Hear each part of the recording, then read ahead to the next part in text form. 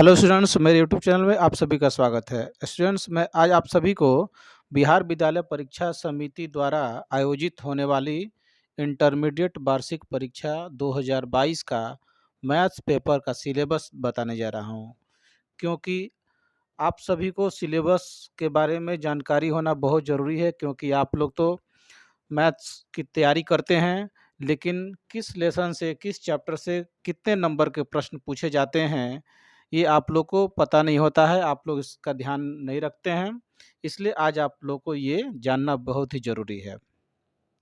तो चलिए, सबसे पहले हम लोग देखते हैं कि संबंध तथा फलन से 10 नंबर के प्रश्न पूछे जाते हैं, यानी रिलेशन एंड फंक्शन से 10 नंबर के प्रश्न पूछे जाते हैं।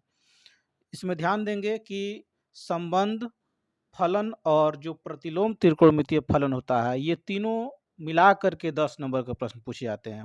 यानी रिलेशन है, फंक्शन है और इन्वर्स ट्रिगोनोमेट्रिक फंक्शन है, ये तीनों लेसन है, यानी तीनों मिला करके कुल 10 नंबर के प्रश्न पूछे जाते हैं। उसी तरह से बीजगणित है, यानी अलजेब्रा। आप सोच रहे होंगे अलजेब्रा में कौन कौन से लेसन आएंगे, तो स्टूडेंट्स अलजेब्रा में मैट्रिक्स एंड डिटर्मिनेंट्स, ये 2 चैप्टर आता है। यानी बीजगणित में आव्यूह तथा सारणिक, ये 2 लेसन है जो बीजगणित के अंतर्गत आता है। यानी इससे 13 नंबर के प्रश्न पूछे जाते हैं।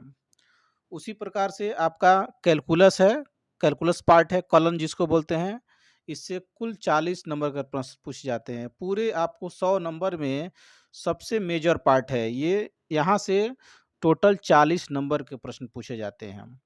अब देखिए कैलकुलस में कौन कौन सा लेसन आएगा।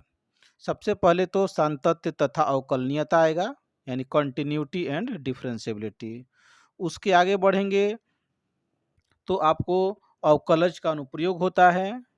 फिर उसके आगे बढ़ेंगे समाकलन होगा, यानी इंटीग्रेशन। उसके आगे समाकलन का अनुप्रयोग होगा।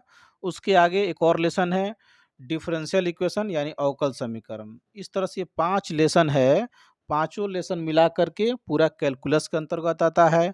और ये पांचों लेसन को मिला करके कुल 40 नंबर के प्रश्न पूछे जाते हैं, यानी सबको मिला करके कैलकुलस कहा जाता है। और इस तरह से कैलकुलस एक मेजर पार्ट हुआ, क्योंकि यहाँ से टोटल 40 नंबर के प्रश्न पूछे जाते हैं। अगर आप पूरे कैलकुलस को अगर तैयार कर लेते हैं तो यहाँ से 100 नंबर में 40%, यानी 40 नंबर के कुल प्रश्न आप तैयार कर लेंगे। इस तरह से आप देख रहे हैं कि ये बड़ा पार्ट है, तो इसलिए इसको ध्यान से अच्छे ढंग से पढ़ना बेहद ज़रूरी होता है। और एक बात और बताता हूँ मैं, आप देख रहे हैं कि इस बार से, यानी इस साल से बिहार बोर्ड जो है 50 नंबर का, यानी 50% ऑब्जेक्टिव क्वेश्चन पूछता है। यदि आपका मैथ्स का पेपर 100 नंबर का है तो 100 नंबर में 50 नंबर का, यानी ऑब्जेक्टिव क्वेश्चन पूछ रहा है। और वो भी आपको ऑब्जेक्टिव 100 क्वेश्चन दे रहा है, और 100 क्वेश्चन में आपको 50 ऑब्जेक्टिव क्वेश्चन को सॉल्व करना पड़ रहा है।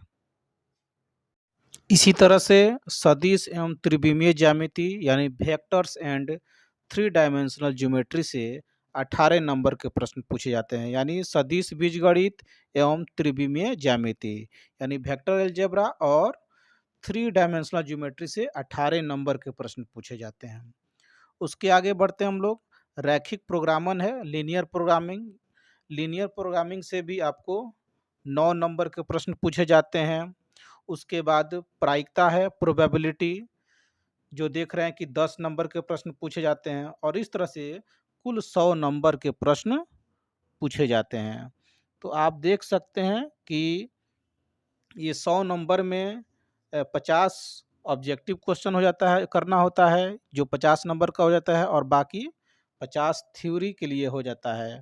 तो इस तरह से कुल मिलाकर 100 नंबर का प्रश्न हो जाता है। एक बार और ध्यान देंगे आप लोग कि 100 नंबर का ऑब्जेक्टिव, यानी 100 क्वेश्चन ऑब्जेक्टिव का पूछता है, जिसमें से 100 में से आपको 50 करना होता है। तो काफ़ी आसान हो गया है पहले की अपेक्षा, क्योंकि पहले क्या था कि जितना ऑब्जेक्टिव क्वेश्चन पूछता था उतना का जवाब देना होता था। लेकिन अब जो है 100 ऑब्जेक्टिव क्वेश्चन आता है और 100 में से आपको 50 करना होता है। तो आप आसानी से 50 नंबर वहाँ से अर्जित कर सकते हैं, और ये 50 नंबर का थ्योरी होता है। तो आप सिलेबस देख चुके हैं स्टूडेंट्स, तो आप सिलेबस को ध्यान में रख कर के अपना तैयारी कीजिए और अच्छा से अच्छा नंबर प्राप्त कीजिए। धन्यवाद।